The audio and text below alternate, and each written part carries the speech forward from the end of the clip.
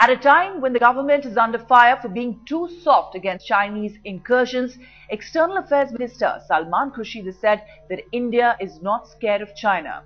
In an exclusive interview to Headlines Today, Khurshid asserted that India is not a pushover. He said that he was confident that the issue of Chinese incursions in Ladakh would be resolved before his impending visit to Beijing in May.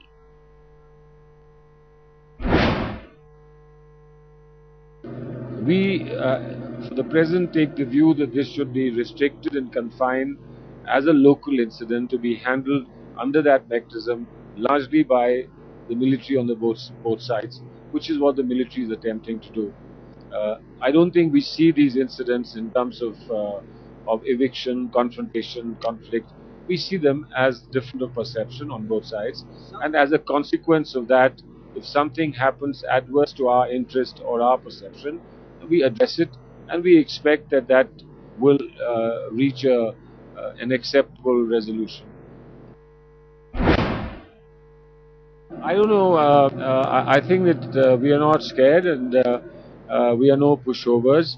But I do want to appeal to the press that this is it's far more important in terms of the investment that both sides have made in peace, the potential that lies in collaboration and cooperation, and the cost of things going out of sync.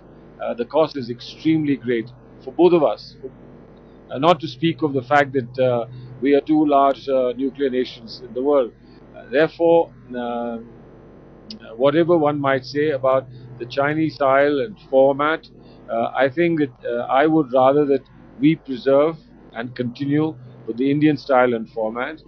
Drawing historical references and allusions is not very helpful. We are dealing with it in real time, and I believe that whatever is called for necessary is being done. I do know that life looks different on television screens, and even ordinary people look larger than life on television screens. But we are not doing this on television screens. We are doing this on the ground in real life, and we will give you a real life solution. The military perception and the military impression and the military point of view is factored into our approach. Maybe former military personnel and their perception is not factored in. Maybe, but of course, some people have very weighty arguments and suggestions, and we take them on board as well. But we are responsible to our armed forces and men in uniform. I think that their opinion is very significant and important.